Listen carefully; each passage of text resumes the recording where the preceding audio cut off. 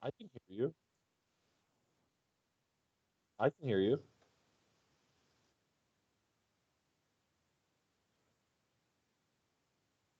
Can anybody hear? Oh, hello everybody. Welcome to Gotta Love This Your Movies. Shit. My name's Tim Mahoney. I am your unofficial co-host for the afternoon. Can you hear Mike Brown? Everybody, talk to us in the comments. Let us know if you can hear your official host, Michael W. Brown.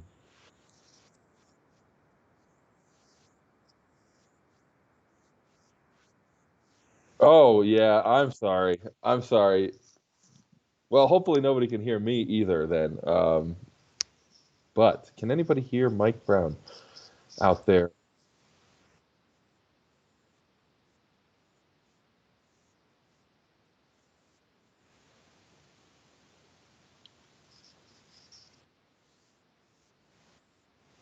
Absolutely. Yeah, oh, for sure. Mike is going to be working on some technical issues. He's going to work on some settings and hopefully fix this audio issue here for you in a moment.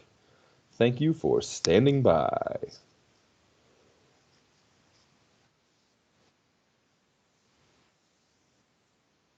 Hold on. Oh wait. Oh wait. I think I'm back. I think I'm there. If anybody's watching right now, jump down to the comment section below and let me know that you can hear me. It looks like it's registering. If you're watching, please let me know you can hear me. If you're watching, please let me know you can hear me. This is what a start. What a start to a show. You know what? How about this? Let's just start afresh, shall we? Let's just start over. Pretend like none of this ever happened. In I like it. I won't swear in anymore post, either. I'm gonna cut all of this. So if you're watching this live, you are privy to this whole hullabaloo. Um, It's just behind the Behind scenes the scenes magic. magic that it will live on Facebook forever, but this portion of the show will not be featured on YouTube. So yeah, we're just gonna start it all over again. Here we go. What's up, movie lovers? I'm Mike, and this is Gotta Love Them Movies.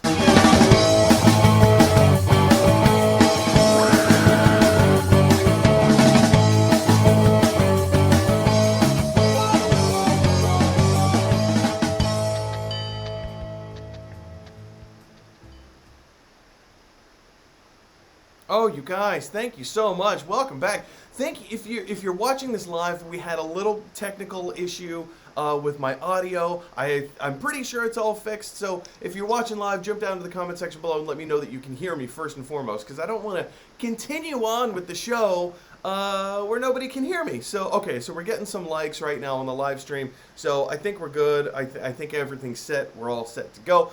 Ladies and gentlemen, welcome back to Monday. Today's Monday? Welcome back to Monday afternoon. Another Monday. beautiful installment of the Gotta Love Them Movies television show live on Facebook. I'm calling it a television show. And joining me all the way from Reno, Nevada, a very good friend of mine, fellow improviser. I just was on his show on, what, Saturday? Yeah, just did an improv show on Saturday in Nevada from the comfort of my own office space. Ladies and gentlemen, put your hands together for a very good friend of mine, Mr. Tim Mahoney. Hello, everybody. Woo, woo, woo. Hello, hello, hello. Tim, how's it going, man? That's going really well. Thank you, Mike, for asking. No, I'm doing good. It's what? It's I don't know. I'm just living life, working, and starting things are feel like they're returning to some sort of normalcy, which A little is bit, yeah, yeah. good. I mean, in some ways, obviously not, but in some ways it In is. some, At least for me, I have a schedule again, which is a thing that was missing for a few months there. So, Aw, I'm yeah, glad you have a schedule again. something to do every day, which is nice. Tim, tell us a little bit. I mean, we had you on the show a few weeks ago. Can you remind us what it is that you do, and specifically everything revolving around the entertainment industry? And I mean, this is a movie kind of talk show. We're going to talk about various movie news and things popping out. What makes you an expert on all things entertainment stuff? Oh, yeah. Let's get that's so many questions, but I'll get start right at the beginning. So yeah, I'm an improviser based out of Reno, Nevada. I work and help run a theater in Nevada or in Reno called Reno Improv, appropriately named. We are in Reno and we do improv, so we took two words and put them together. Um, and yeah, we teach and perform live improv comedy. We host stand-up shows and all sorts of other live comedy events when our doors are open. But now we do shows online and we teach online. So you can see Reno Improv every Saturday at 8, and my dog makes an appearance in all of our shows. Is that Gilligan? Uh, that's my little buddy Aw. Gilligan. Yeah, yeah, and he's a rascal. But yeah, we do live shows every Saturday at 8 Pacific, so 11 o'clock Eastern, and they're always live, always improvised, always new and different, and always weird and fun. So Perfect. Well, thank you again so much for coming to join us here today. We're going to jump right into our stuffs. But before we do, we got to talk about the YouTube page. If you haven't done so already, hop over to youtube.com, type in Gotta Love Them Movies. You'll see a little red box in the right-hand corner, top right-hand corner that says subscribe. Go ahead and click that button. What clicking that button does is it helps us to widen our subscriber base. But Mike, you say, we're watching the show on Facebook Live. Why do we have to go to YouTube? Well, I'll tell you. It's really rather simple. You see, when we get more subscribers, I begin to qualify for ad revenue. And when I qualify for ad revenue, I get to make the show my full-time job. So clicking that subscribe button would be a huge help to us and the channel. And of course, once we hit 1,000 subscribers, this show will be moving from Facebook to YouTube. So just something to be on the lookout for right there. All right, guys, so without further ado, we're going to jump in and take a little bit of movie news. What? All right, you guys, it is time to jump in and see what's going on in the movie news. And our first bit of news today is not entirely movie news. This is something that just dropped today. If you're not aware, today is Indigenous Peoples Day. People in other parts of the country refer to it as Columbus Day. Some of us choose to rename it into Indigenous Peoples Day. So today, for Indigenous Peoples Day, Weird Al Yankovic and singer-songwriter Portugal the Man have collaborated on a brand new song. They put it out, a song and music video which just dropped today, and the song is specifically about Indigenous Peoples Day. This song totally took me by surprise. I was like, I think it took everybody by surprise today. First of all, like Portugal the Man, I've never heard of this particular artist before, but of course, like the Weird Al Yankovic thing kind of like jumped out at me, and I'm like, oh, Weird Al Yankovic is joining another artist for kind of like a spot in a song, and that's what hooked me, and I'm like, hang on, whoa, what is this? So I clicked on the link, I started watching the music video. Come to find out, this is not a comedic song. This is not a parody. This is not something that is to be taken with any amount of levity, which is exclusively what Weird Al Yankovic is known for. So for him to do something in complete seriousness and candor to raise awareness about, first of all, the importance of the people who were on this land before we showed up, before white people showed up, Christopher Columbus and the Amerigos Vespucci and all that. First of all, the importance of that, and second of all, like what it is that we've actually done to the country, and the atrocities that we have committed for the sake of patriotism.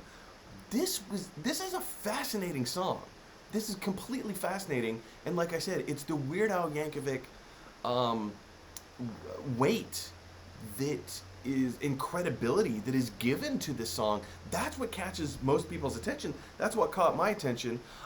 Tim, we're all hearing about this for the first time today. Like, this news just broke a few hours ago. So you've had a chance to listen to the song. What were your initial reactions? And like, what is it about this that makes this incredibly special today? Well, so yeah, I've listened to this. I've actually listened to it a couple times and watched the video a couple times. And well, my first reaction was that I really just, it was a really cool song. to listen to. Like it was very it's a unique Yeah. song, you know, in its tone and everything and how it sounds. Um, but the message of the song is really cool and good and important, you know. Um, and I really liked it. I thought that the visuals in the music video were really Mm. stunning and like it kind of approached it in a really cool way. The one thing that, and I'm sure other people felt this way, and maybe you felt this way, not knowing anything about it going into viewing it, right? Just seeing Weird Al and Portugal Mm. the Man. Didn't read anything about, you know, the intent of the song prior to. So I'm watching this music video and listening to the song and I'm expecting or waiting, I guess, for like that moment of like when does the laugh come, Where's the right? Because silly? it's Where's the zany? Where's the crazy? Yeah. which, you know, as an improviser, like I totally feel that sometimes on the improv stage when we're doing a show that, you know, airs on a more serious Sure. side or a more slow paced side. Um, you know, people are like, well, like kind of expecting to laugh, so they laugh at uncomfortable things Hmm. or things that aren't supposed to be funny, just because they're like, I think I'm supposed to laugh at something, and I'm going to laugh at. I choose this to laugh at, Yeah. right? And I'm not saying that I laughed at anything in the video because I didn't, but I definitely felt that of like, was that supposed to be funny? I didn't. It didn't feel funny. Oh, it wasn't supposed to. Okay, good. It wasn't supposed to be funny. Like, yeah, there's definitely moments where I thought like it was gonna turn, but then didn't, and it like actually turned quite the Well, opposite yeah, because direction. like you Um, said, we all went into this cold waiting for okay, all right, so they're doing the build up. Where's the punchline? Where's like, right. and that's not what it was at all. No, it was well, no, it was really nice too, and I you know obviously weird. From a musical standpoint too. Weird Al has a pretty specific voice. He definitely has a Yeah, voice that fits his comedic he sure stylings does. for Yeah. Hmm. sure. It's very nasal and very unique to High him, you know, pitched. and Yeah. it's yeah, high pitch stands out for sure. Like when you hear Weird Al, you know it's Weird Al, and that was the case for this song, but also wasn't. And his, I think what was really, I'm not too familiar with Portugal the Man. I know the name, but I couldn't name another song in any sort of confidence. Um, man, what a great job of production, Right. and it was it really. I mean, I'm not saying it's hard to make Weird Al sound good, but like I said, he has a It certain was a like completely different field that he style. I plays mean, in. like, and that's one of the things that is to Weird Al Yankovic's credit is that he's known for breaking new ground in terms of sound. He traverses how many different genres has he parodied? I would dare say all of them, with the exception of like death metal. I don't know if I've ever heard a Weird Al Yankovic death metal song. And if he has done a death metal, it's probably been incorporated into one of his polkas, which actually that would be quite brilliant. But you know, he does rap, he does hip hop, he does country, he does rock and roll, he does R&B, he does alternative, he does punk. Um, you know, he's done the old classics, he's done the new contemporary, and like everything in between. And it's very few artists, extremely few artists, do that. Extremely few artists traverse all genres. And to hear him do this kind of, I mean, this is a different sound for him. I mean, it's also kind of it's a new, fresh, new style that's out there, but it's also a very different, fresh style for him, which I think is a Yeah. beautiful thing first of all, as an artist, but also taking that into consideration into the content and the message of the song. Tim, you listened to the song more than I did. Um, you said that you've watched the video a few times, listened to the song a few times. You Yep. were able to pick up on the message of the song a little bit better. What was it exactly that the song was saying? Well, I think that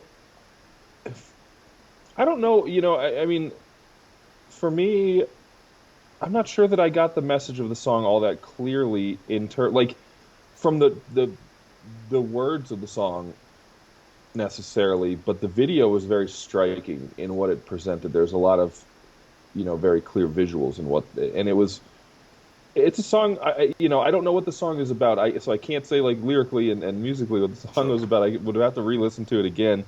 Um, but the visuals were dealing with equality.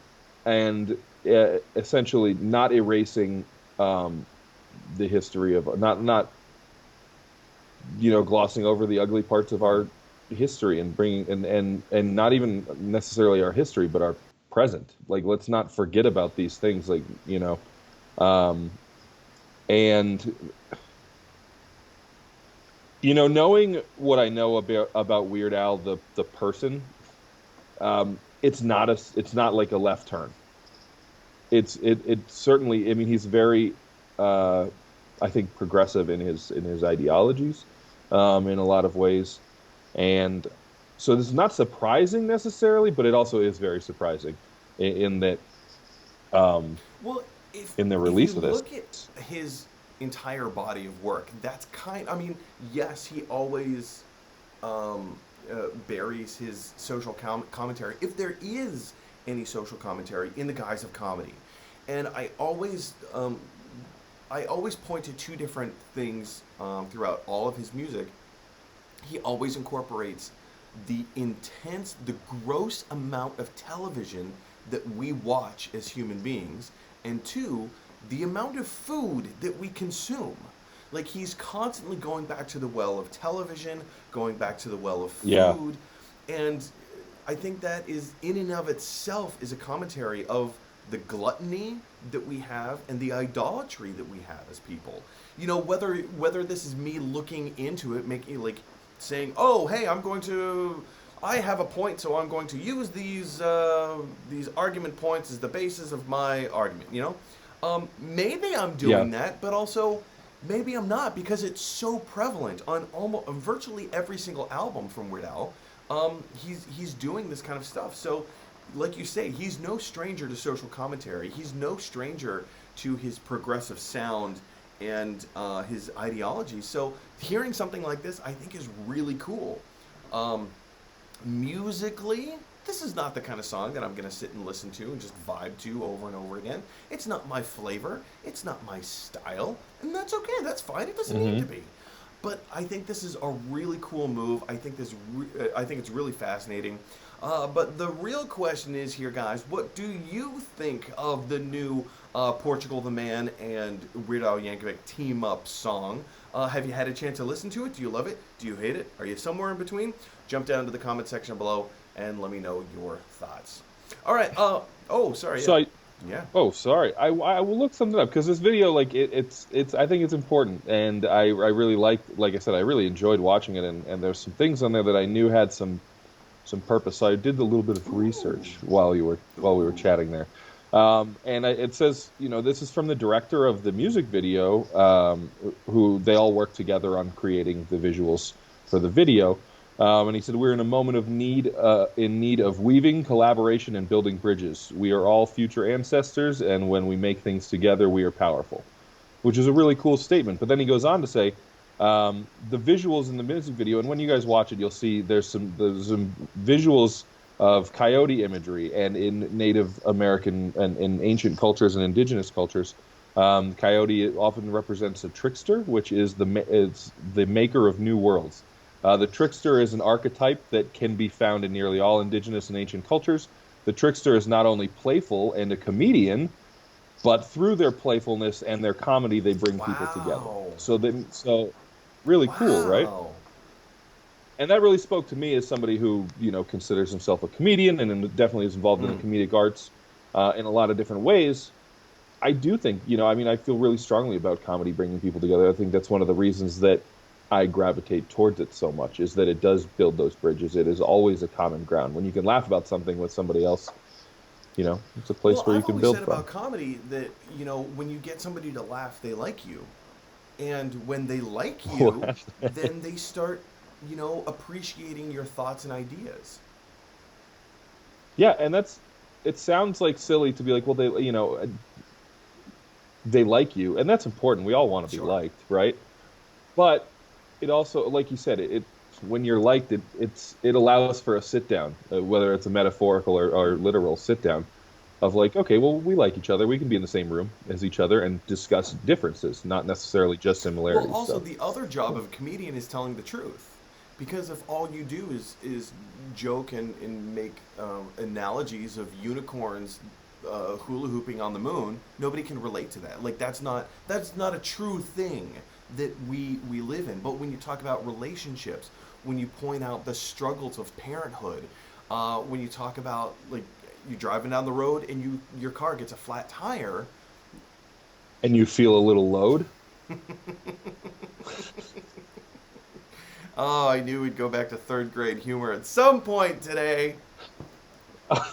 Diarrhea, cha Sorry, cha and cha. Diarrhea, cha cha cha. for anybody who didn't know, When you're driving. no, the classic Weird Al song. Anyway, guys, yeah. So we're gonna move on. Like I said before, have you had a chance to listen to the song? What did you think? Did you love it? Did you hate it? Jump down. Are you somewhere in the middle? Jump down to the comment section below and let me know your thoughts. All right, moving on to our second bit of movie news today. If you haven't heard, this is an interesting thing that came out. Paramount is in, I guess, kind of like talks and negotiations to try and get Sandra Bullock and Ryan Reynolds to team up once again. Last time we saw them on screen together was in 2009's The Proposal. In this particular article, they are in talks to come back together again for a new film called Lost City of D. As it is described in the article, it is a Romancing the Stone style romantic comedy action film. I think this sounds awesome. How can you not, first of all, how do you not love Ryan Reynolds? Second of all, how do you not love Sandra Bullock? She was like number one, number two, number three, depending on what year it was. Sandra Bullock has always been in my top three. I'm in love with this person, even though I've never met them. Human beings in the world, right? She's beautiful. She's really cool. She just seems like a lot of fun. I would love to hang out with both of these human beings simultaneously. And to have them kind of go through an action adventure, like romantic comedy, yeah, like I said, action adventure style film in the vein of Romancing the Stone. I just think this sounds incredible. Now, it needs to be said that they're currently in talks. Like there's no contracts that have happened yet. Nobody is 100% on board with this thing, but as the article says, as we scroll down a little bit, oh, where did I go? Oh, I just had this. Oh dear. The directors of the film, the Nee brothers, N-E-E. Here, let me highlight this real quick. The filmmakers wowed Paramount executives during their meeting, and they got the job. Let me just point out for a second, this is no easy feat. It is no easy feat to walk into an executive at any studio's office and wow them. Very rarely does this happen, The article continues to say that they are attached to direct the Masters of the Universe movie, whenever that is going to happen. And they've also teamed up on the indie films Band of Robbers and The Last Romantic. Wow, Tim, I don't know about you, but this sounds awesome. If it actually happens, if it's gonna be a in the vein, in the style of Romancing the Stone, from famed director. Oh, I went down this road and I can't think of his name. Bob Zemeckis, Robert Zemeckis. If they can kind of have, I love Romancing the Stone. The sequel, nowhere near as good. But I love Romancing the Stone. What is something like this jump out to you? What do you like about this? Oh no! Oh no! Do you have an alternate take? Are you not feeling it? I mean, and I don't know, Ryan Reynolds is great. He's fun. I feel like Ryan Reynolds would be a great person to be friends with. Huh. Huh. But and I like Ryan Reynolds. And I will watch, I really like him, but man, is he ever no one has, I don't know that anybody has made a career doing average movies just selling completely 100% on their charisma. Huh. Like obviously, a lot of people have, but I like this. This sounds like I'm a anti Ryan Reynolds, but you're gonna hate my next Oh take even more. no. You I love Ryan Reynolds actually. I think he's great. I just like it's just Ryan Reynolds in every movie. I don't like I like characters. You know what I mean? sure. And I like the characters Ryan Reynolds plays, but it's also like they're just so interchangeable, and that's fine. That's fine. So I'm on. So here's the next take. You're not a Sandy Bully fan? That shouldn't do anything for Oh, me. Tim.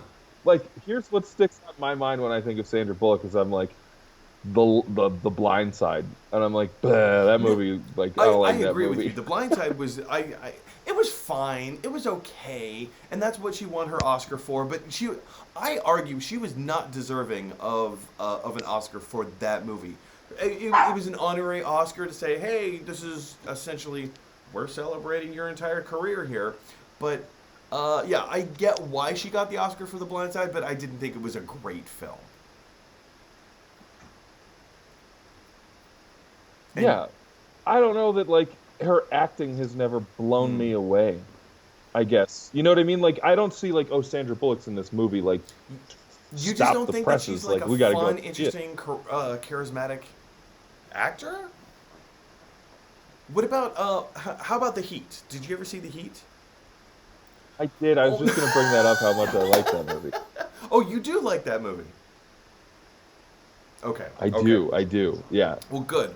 We're on Yeah. the I do like same that movie. same team then in that regard. Yeah. Okay. Um. Wow. So this is a response from you, Tim, that I was not expecting. I thought you were going to be on my team here. Team Reynolds, Team Bullock. It seems like it would be a really fun to me, a really fun team up, a really fun mashup movie. Tim, you make some really great points though. Um, in regards to Ryan Reynolds acting, I mean, yeah, he does kind of play the same character, the same note. He's the wiseacre, he's the wisecracker, um, arrogant yet likable. I think would be a Oh, decent. for sure. He's yeah, and like it sounds weird, but like here, that's how I feel about the movie. Like they're both really likable, but it's almost like they're very bland for me in Hmm. a lot of ways. Like you know what to expect. Like, and maybe that's what I like. So that movie sounds fun, but like it sounds like a great movie that I would watch when I was feeling like stressed out and I needed like a surefire, like relaxing, entertaining. It feels like light entertainment to me, which I'm totally on board Yeah. with light entertainment. I mean, I love bad movies. Like historically, I'm in love with some really awful You and I have movies. watched Uh, a few of those together. yeah, and I enjoy them because they are like you know what to expect. They're predictable in a lot of ways, and they just kind of are Yeah. what they are. So I'd be interested to see this movie and be have my expectations subverted. I'd love for to go see it and be like, wow, this is a side of Ryan Reynolds and Sandra Bullock I've never seen before. Also, way to mess with like you know the archetypes of that pre-existing that Hmm. genre. You I know. agree. I agree. So I'm excited to see some new directors. You know, that's Yeah. always a fun thing to see what they're capable of, and with on a large platform and a big studio film to see what they can do because studio films are, while wonderful and great, you know, definitely at times safe. No, yeah, yeah, you're So exactly right.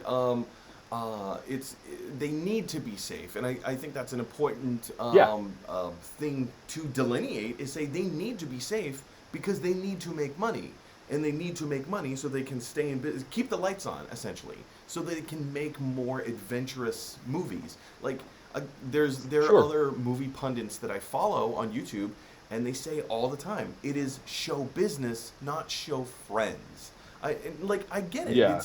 It's the same thing with anything. You have to, in order to create your art, in order to do what you want to do. Sometimes you kind of have to play ball, and playing ball means like, you got to Oh, make the safe choice every now and again. I, I totally agree, and I'm not. There's nothing wrong with it. I'm also not a person who's like there should it like every film should be a masterful creation of Right? art. Yeah. Like no, I we need stuff that we can just Like the kind of Fast and Furious consume. franchise, the artistic Oh value, man, we could the do artistic value. there's well there's a lot of artistic value in I've those only seen the giant. first one. Mike, we need to spend a weekend together in a cabin with a widescreen television and a lot I of want to. I DVDs. want to just binge the entire. I've been waiting. I've been saying this for a few years now. I want to wait for the entire Fast and Furious franchise to end, and then I'll just binge all of it together. But I don't think it's gonna It's end. not going I to don't think ever it's end. ending. No, it's a snake eating Yeah, its own tail in the yeah. best possible way. So let's just sit You down. We'll know, binge them all. We'll get through it, and then we'll like anticipate the next one.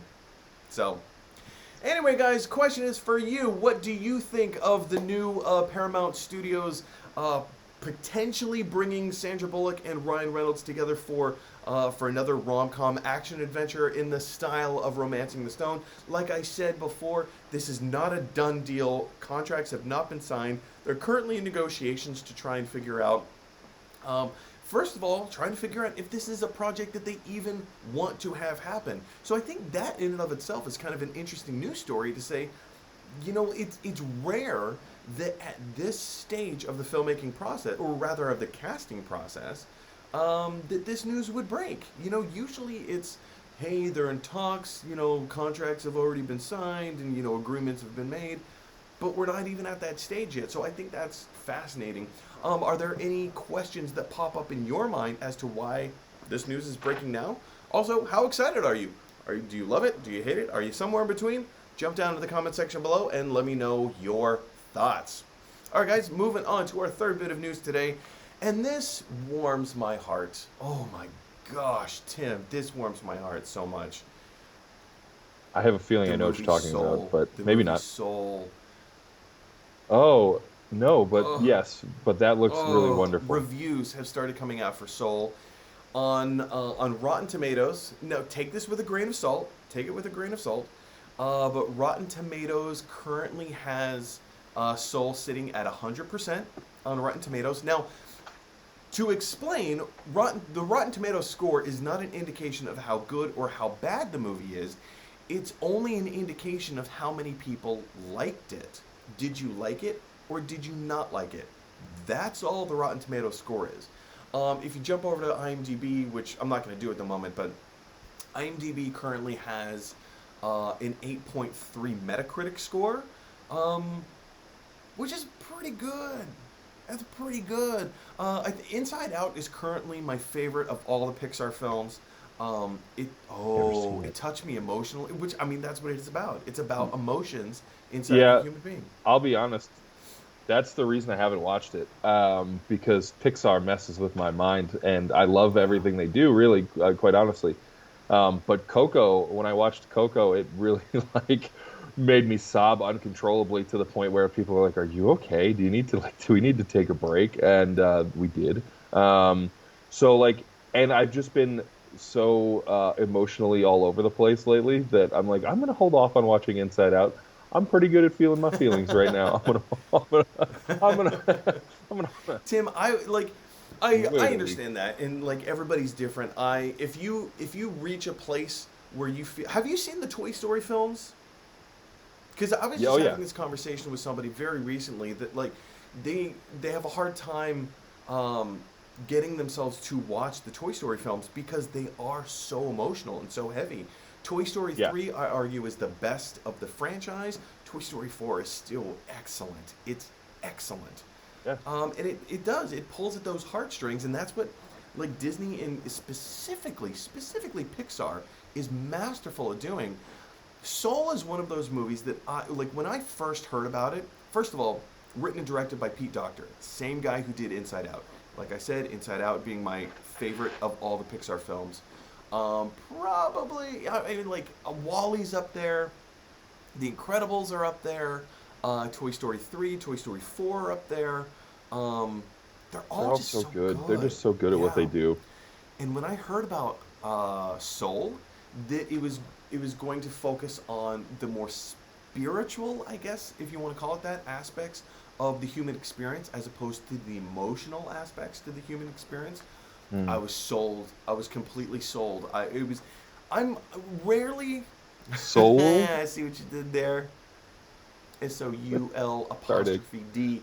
Um, I rarely am one of those people that says, shut up and take my money. But, woof, when I heard about just the concept of Soul, yep, again, shut up, take my money. I want to see this so bad. And reviews have started pouring out a little bit, a little bit. There was a premiere in London, and yeah, people are kind of raving about it. Does this kind of news get you excited? Are you gonna see it, or do you still feel like you're in an emotional place where you're like, meh, maybe not quite yet? No, I think I will probably see it. And Inside Out is one of those movies where it is very much like we should watch this, and then it's like, do we want to watch this right before we go to Oh, bed? definitely Like, not. you know what I mean? Like it feels like a Sunday afternoon kind of movie when it's like raining or something here. So maybe in the fall when this weather or when I don't know, we're in Reno, so like fall is like 80 Yeah. degrees and sunny. But yeah, I definitely want to see it, especially myself. I have like a complicated spiritual past, I guess you could say. Complicated might be the right word. I grew up very raised in a Catholic family. Went to Catholic school. I have a brother who will be a priest here Oh, shortly. In cool. about I didn't in a know that. little less than a year, will be a Congratulations Catholic to him. priest. Yeah, yeah, yeah. Dan, my younger brother, he's going to be. He just was ordained a deacon, so he's got one more year of grad school until he becomes Well, a kudos to him. priest. So. Yeah, it's awesome, and I'm super supportive of him, very proud of him. But at the same time, I myself am not at all an active Yeah. member of the church. Um, but I think that's why I'm excited to watch this movie because I do think that whether or not I display it or outwardly talk about it or whatever, I am a pretty Mm. spiritual person. So regardless of like what God, you pray to, or how you view spirituality, um, that's why I'm excited to see this Well, movie. Really, because I'm excited to see how I think they've always done such a good job with approaching they do approach subjects. subjects Um, very delicately, and I think in this yeah, particular movie, I started reading a little bit of a synopsis, and it started getting a little too in depth, so I stopped reading. I didn't want to know too many details sure. about it, but it sounds like they're taking a generic approach to the afterlife, and also broaching an interesting concept, which um, I don't consider myself a theologian by any means, but at one point in my life, I did kind of teach religion for a while, and it's a very rare concept for the pre-existence to to kind of be taught in mass. And coming, you mentioned you have Catholic roots, I have Mormon roots, a little bit of Catholicism in there as well. Um, and this whole concept of a life before what we all know as existence definitely speaks and plays into that concept of Mormonism, and saying there was life before you came to Earth, in this whole thing. And so I don't want to get too bogged down in like the religious stuff like in this film, but as you say, Disney has a great way, and specifically Pixar has a great way of approaching these massive concepts in a very approachable sense, in a way that's very accessible to many, many, many people. Whether you believe it or Yeah, don't, it doesn't matter. Like, yeah. It's still yeah, palatable for I everyone, don't believe that regardless. And skeletons that roam the earth, but I can still understand the message of of a horror film where skeletons go out and terrorize people. I thought you were talking about Coco. I That was a terrifying was like, movie, is Tim. I was like, oh, I It sobbed was my eyes fantastic. out. No, it was fantastic. I had just recently lost a grandparent too. When I saw that movie for the first time, and it was like it's such a sweet movie and like a Yeah. happy movie, really. Like if you think about it, if you pull away like the layers of stuff, it really is like a positive and happy message, and peaceful in a lot of ways. But man, there were some parts of that movie that just ate me up. Oh, Boy, it's fantastic. The VR Coco experience also is incredible, absolutely incredible, brilliant, breathtaking. If you have an opportunity, go take it. Anyway, question is for you guys: have you? I doubt you've had a chance to see Soul yet, because if you were, that means you're probably a Hollywood insider. And if you're a Hollywood insider, what are you doing watching this show? Get on with your life. Anyway, guys, all the reviews coming out for Soul, does it make you excited?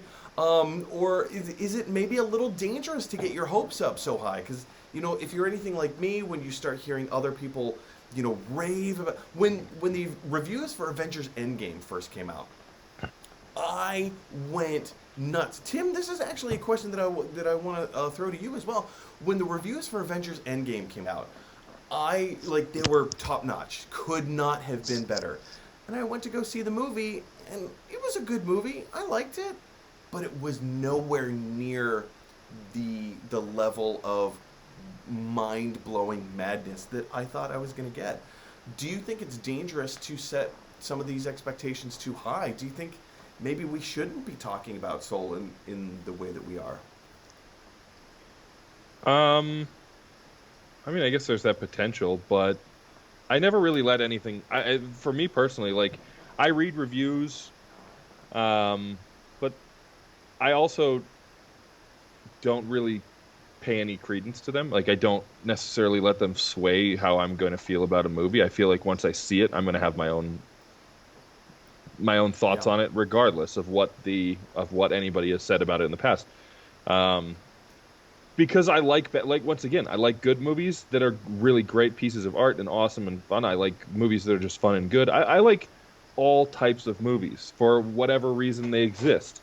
So yeah, I don't know. I mean, I guess it could be dangerous for some people if you're a person who is regularly finds yourself saying like, "Oh, it didn't live up to the hype. It didn't live like." Well, maybe that's on you. That's Maybe fair. you're the one hyping That's it up fair. too much. Um, and if that's the case, like, what does live up to your hype? Like, what in your, if you're one of those folks. Um, It's a good point. It's a good point. so Anyway, guys, question is for you. What do you think of these reactions or reviews of Soul coming out? Do you love them? Do you hate them? Are you somewhere in between? Do you think it's dangerous? Does it get you more excited for the movie?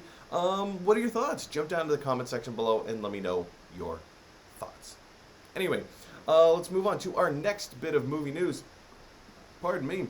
I'm drinking a little bit too much carbonated tea. Do you ever carbonate your tea, Tim? Oh, no, I can't. And I love me some carbonated mm, beverages, but I had a carbonated tea one time, and I was like, well, that's a thing that I will never be oh, doing it's so again.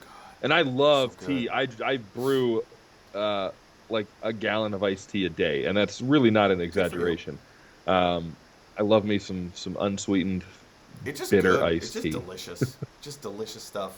It's it's just brown water, and I'm a fan. All right, so moving on to our fourth bit of movie news today.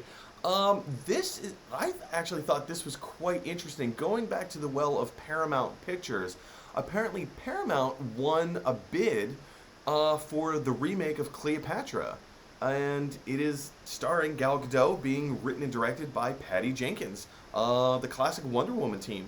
In this particular article, I think it's important or interesting to point out Paramount Pictures, first of all, is not known for winning too many bids when it comes to big films or big projects, but in this particular case, they beat out Universal Pictures, Warner Brothers, Netflix, and Apple. That's kind of a huge thing, especially being that Paramount, they don't have a lot of things in their money-making wheelhouse right now. They have the Fast and Furious franchise. They have Well, let's just stop right there. No. they have Mission Impossible. What else do they have? They don't actually have a lot of other IPs that are huge moneymakers. Disney has tons of IPs. They've got money coming in from all different directions. Warner Brothers, same thing. Harry Potter, the Justice League, and when you talk not just Justice League, but DC Comics, so many different Yeah. properties there as well. Um, Paramount doesn't have all that much. And based on the description in this article, it looks like this Cleopatra remake movie is going to be huge. It's going to be like Star Wars level. It's going to be Avatar level. It's going to be Harry Potter level. Like, first and foremost, they need a huge win. But I would even argue bigger than that. to have a massive, gigantic film of what it sounds like Cleopatra is going to be. First of all, the amount of money that they're investing in it. Um, uh, sorry, I saw you scratching your beard, and I got sidetracked for a second there, Tim. Um, the amount of money that they're investing in this film and the credence, what they think it's going to be, is huge in terms of having a female lead character. Now, I get it. Wonder Woman is, or rather, Gal Gadot as Wonder Woman is arguably one of the greatest female lead characters of our age. But to see her again, kind of breaking out of the Wonder Woman role and play Cleopatra, I don't know. I just see this. I see this as a win for all parties involved. Do you have a different take on this, Tim? Like, what are your stance? Yeah, I want to know what men they're gonna put in this movie alongside. No, Chris Pine. Chris Pine. I oh god, no, I think this is gonna be cool. I thought that Patty Jenkins did an awesome job with Wonder Woman. I think that having a movie about a historical female figure directed by a female with, obviously the lead is going to be played by a female. It's just really that's awesome. I'm excited to see, especially with a character as Cleopatra, who is depending on what historical angle you want to look Fair. at it from, is a very polarizing figure to a lot of people in a lot of ways.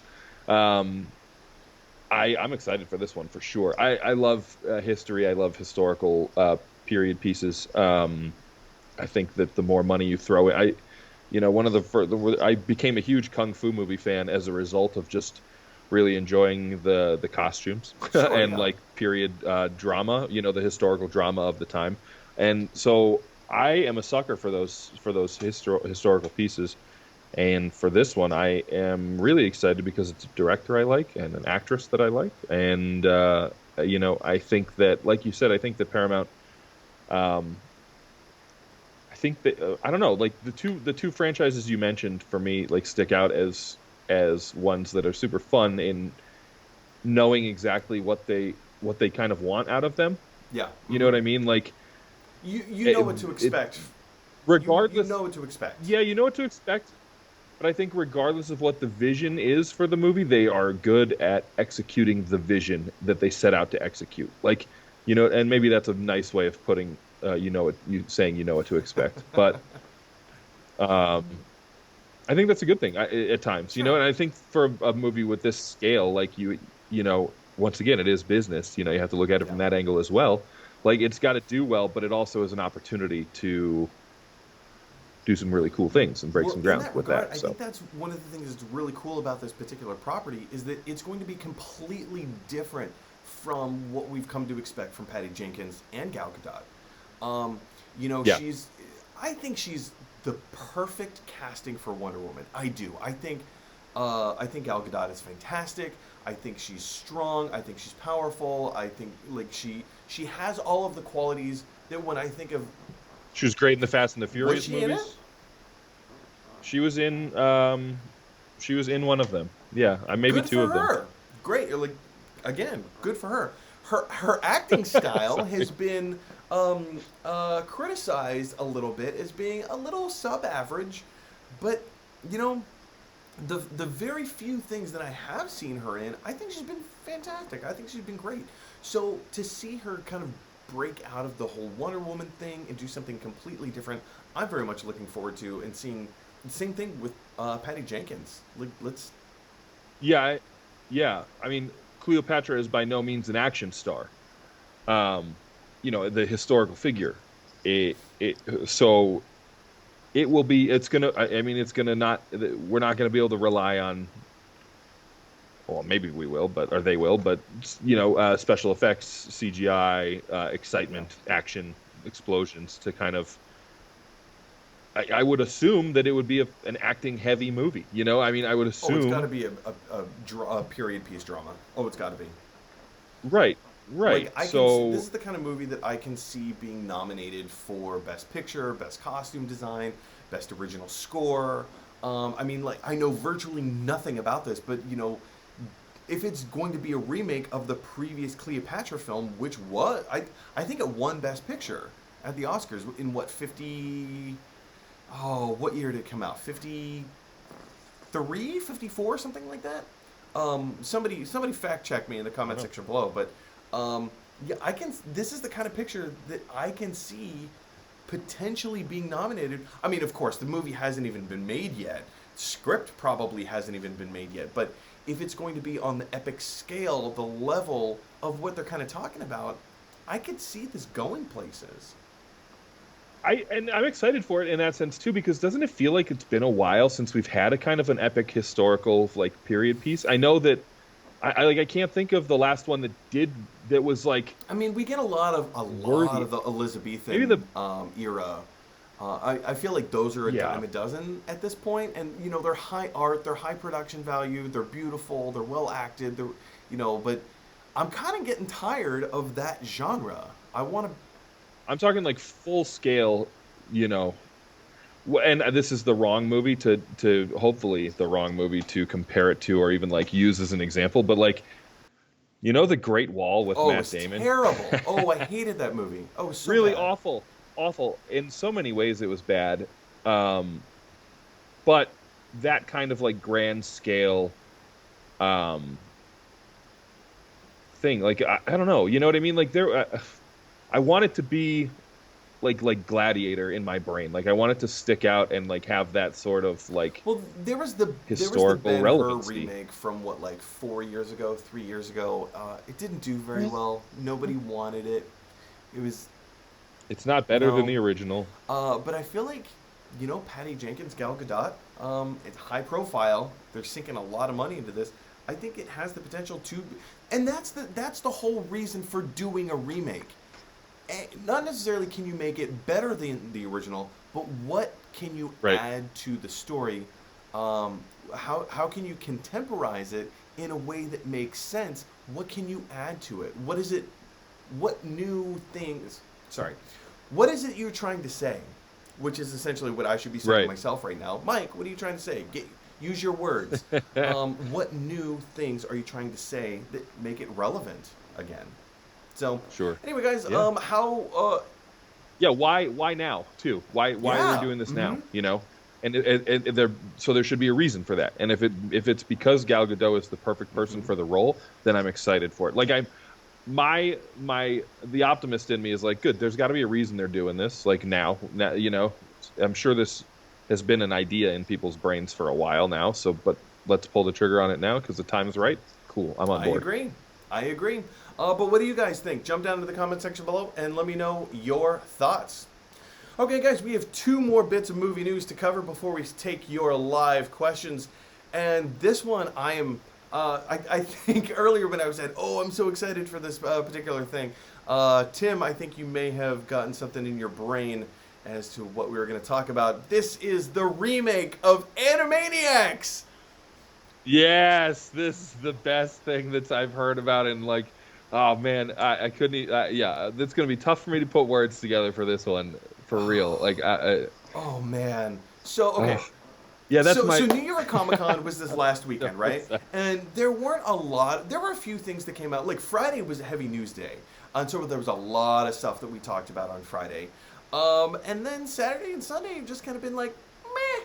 Not a lot of news bombs dropped, but Hulu. So Hulu, if you're hearing about this for the first time, Hulu is they're reviving the Animaniacs cartoon television show from the 90s. I think Yeah, it started in new new episodes, brand episodes. new episodes. And as an announcement trailer, they animated, it was like a minute and a half teaser trailer where, because Animaniacs debuted in 1993, same year that Jurassic Park came out. So they just mashed these two, and they're both Steven Spielberg properties. So they just mashed these two IPs together and put out this brilliant. Here, let me bring it up real quick. This brilliant That's so good, animated so good. announcement trailer where they reenact the scene from Jurassic Park, where the Jeep drives up for the first time, and Sam Neill sees a brontosaurus or a brachiosaurus, and he's like, what? And he turns the head of Ellie Sattler, and they stand up and they're like, how was this possible? What? And they go through all of the dialogue. They go through all of the dialogue. They change the dialogue so that they're talking about the Animaniacs and not dinosaurs, but it's perfect. It's oh, it just looks so good. Tim, I'm gonna have a conniption It was take over, so please. good. It just made me so happy. It was nostalgia overload. It was like, oh man, like it was really just was the best thing. I've watched it so many times because I love the Animaniacs and I also love Jurassic Park. And it was just like that was a really an interesting year for me too, where I think like my love for TV and movies really started Mm-hmm. was Yep. 1993 and 94. I moved from the U.S. to Germany in that year. And in Germany, we lived on a base, and so like we lived in like a gated community protected by the military, um, and so it was safe for my parents to just leave me at home. And not that they like left me at home like, constantly, but like we could also just go to the movies by ourselves Oh in fourth man. grade. Like Oh the man. movies were $2, and you could go like like so on a Saturday I'd just go to the movie theater in the morning and just watch movies all day What a beautiful thing. um, What an for like four absolutely beautiful bucks. thing. Yeah, and but yeah, it was the best. And but I remember seeing Jurassic, and we also got movies much later in on the bases in At the Germany time, is than in the U.S. So the usually what movies were happens released. between American and European movie releases. Yeah, yeah, and I so we saw it on Thanksgiving of 1993. I guess it would have been that we saw Jurassic Yeah, Park because I on think it came out in Thanksgiving. I June remember in the going United Thanksgiving States. morning. Yeah. Yeah, so that was the release date. Like we went on Thanksgiving while my mom was had the turkey in the oven. My dad took Mm. us to see Jurassic Park. So those are all good memories for me. But yeah, the Animaniacs and the trailer are just so perfect and so happy and like, but also, and then the Animaniacs is one of those things that like I absolutely love. And I also forgot in my excitement of seeing the trailer with Jurassic Park, totally forgot about Pinky and the Brain. And then they did the Yes, Pinky and the that Brain was so thing, and I was good. like, I had the same reaction of like, I'm just like So like faint with if you excitement. haven't Yeah, like, if you oh haven't yeah, seen the you're trailer, right. what Tim's talking about, and this is the point that I was just about to bring up, is that like Steven Spielberg, like there's an animated Steven Spielberg in this short, and he's playing the role essentially kind of John Hammond from Jurassic Park, and the Ellie Sattler character says, this is so incredible. How many cartoons are you bringing back, or how many characters are you bringing back? And Steven Spielberg as John Hammond says, "Oh well, we've got Pinky in the Brain," and she goes, "Pinky in the Brain? You've you've got Pinky in the Brain?" And then Sam Yeah, Neill's character comes in and he says, "Say again." We're bringing back Pinky and the Brain. And it was beat for beat, like a perfect remake. The comedy, just like the silly antics of the Animaniacs themselves. The comedy was perfect. yep. Um, the style, The cleverness, the intelligence yeah, of it though too, and that's what I remember like loving about Animaniacs is like, oh, this is definitely just a cartoon, but it's also so much more than that. Like well, it's because yeah, it's so Animaniacs has smart. never talked down to its audience. Like, okay, it's for children, I Right. get it, but it's yeah, it's a little education, but it's an elevated form. That's one of the reasons that It's well, I Pixar-y. mean, in terms of content, yeah, yeah, In terms of its approach to like and I don't know if certainly people don't know this, but I worked with a lot of kids. I worked in school districts for a while and worked with a lot of kids in various forms. And a big thing that I always talk to any people who work for me or work with me with those kids is never right, talk down to a kid. Treat them like you would treat anybody else, treat them as if they are intelligent and sure, they understand things. And even if they don't, they'll either pretend to or they will start to. And as a result, they'll get there eventually.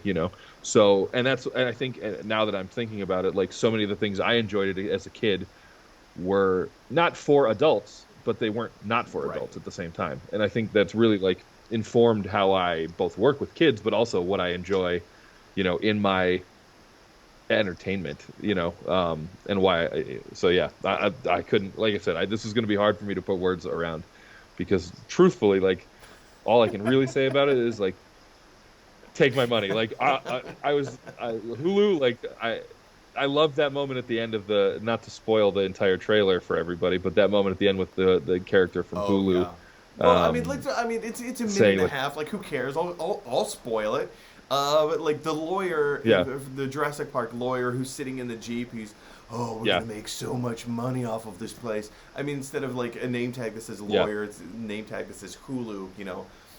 It's just And that's it's so good. That's the other thing I loved about mhm, it. I love that moment because Hulu's not trying to pretend like it's not something it isn't. They're like, we are going to make a yeah, bunch of money off this, but God forbid a company looks at what their consumers yeah, want and gives it to them and is like, we'll charge you X amount of dollars for a thing you want. Well, I'm happy yeah. to pay for things I want. That's it. That's all it You is. know? Oh, I mean, like we could go on and on and on about this, Tim. I'm so excited. I can't wait. The show comes out in November, so we just have to wait a month. That's what I was going to ask. I didn't even like. I was so excited that I didn't even look when it Yeah, was it comes coming out in out. I just November, so we have a month, good. maybe a little over a month to wait. But I mean, I could not be more thrilled. This just looks fun. It looks fantastic. But the question is for you guys: have you had a chance to watch the trailer? If not, drop what you're doing. I don't even care. Stop watching the show. Go watch the trailer and then come back to the show. This is one of the most Agreed. exciting things that I have. I mean, this has been a weird year, so something like this is definitely infuses um, my creativity and excitement. Yeah. It felt good, didn't it? It just Yeah, felt good to watch and be like, yeah. oh yeah. It felt like it didn't even miss a beat. But what did you guys think of the trailer? Jump on down to the comment section below and let me know your thoughts. Okay, guys. Last bit of movie news before we go on and take your live questions. Here, this news dropped. I think it was last night on the Graham Norton show. If you're not familiar with the Graham Norton show, he is well, he's a late night talk show host in London. And Ewan McGregor was on the show, and they started talking about the show, and he dropped this little news bomb where he said, "Sorry, where am I going?" Ewan McGregor confirmed on Friday's The Graham Norton Show that his Disney Plus series about Obi-Wan Kenobi will start shooting in March of 2021 after being delayed by the pandemic. He goes on to say that it's the Obi-Wan Kenobi story, I suppose, McGregor told Norton. It's not all about me, but it certainly will be a lot of me, which is good. We start shooting in March of next year. And if you are a Star Wars fan, this is the kind of news. This is the kind of news that is going to get a lot of people, including myself, excited. Huh? Huh? Huh? See what I'm doing there? Um, Excited is it's, the right word. say it again? I said excited is the right word. Are you Oh, nervous? well, here's the thing, because with the Kenobi television show, so 2 years ago or 3 years ago, I think it was in 2017, during Star Wars Celebration. Was it 2017? I can't remember what year it was. It was recently. It was very recently. During Star Wars Celebration, um, Kathleen Kennedy, who is the head of Lucasfilm right now, she came out on stage, and she was ending her presentation, and she said, "You know what? We've got one more piece of news for you." And then she brought Ewan McGregor out on stage and said, announced very publicly and very famously that they were working on a Disney Plus series together as Obi-Wan Kenobi. It was going to be like the story of Obi-Wan Kenobi on Tatooine, in between Revenge of the Sith and A New Hope, Episode 4. So it was this kind of bridge story. It's 6 episodes, I believe. It's only 6 episodes, so it's a very short story, and it's a one-off. I don't believe they're going to be doing a season 2. I think it's only season 1, 6 episodes, and that's it. And I think this is kind of an interesting, exciting thing. And with this particular project, Tim, this project has been in development. It has been off development. They brought it back. It was back on the release schedule, and then they took it off the release schedule. So with this particular project, this is something that the fans, and myself included, have very much been looking forward to, but we're not really sure what's been going on with it. Because sometimes they say it's happening, and then sometimes they say it's not happening, or sometimes they're just not saying anything at all. And so it's kind of encouraging and exciting news that cameras will be rolling in March. Now, all of this is to say, take that all with a grain of salt. Just because the lead actor, the lead character of the show is saying, yeah, cameras are rolling in March, anything can still happen between now and then. We're still in a pandemic. Things are still looking bleak in terms of opening theaters. I mean, I understand that like it's a Disney Plus show, so the whole opening of theaters thing isn't all that relevant when it comes to this show. However, everything is impacted. Everything gets pushed back. Increased safety precautions need to be taken on set. That costs money. It takes time. Exactly. Longer. It takes longer. It takes time. So until cameras start rolling, literally there have been a ton of movies over the years that, you know, they've done all this pre-production, they've built the sets, but cameras haven't started rolling. The day before cameras were supposed to start rolling, the studio will pull the plug, and then the whole thing is dead. Was the death of Superman, very famously, starring oh shoot, what's his name? Nicolas Cage. Superman Lives, I think was going to be the story, directed and partially written by Tim Burton. If you're not familiar, God, what I wouldn't pay to see that. Right? Have you seen the documentary, The Death of Superman Lives? It's a No. fascinating documentary. There was a YouTuber, sadly he passed away a couple of years ago. His name was Schnepp.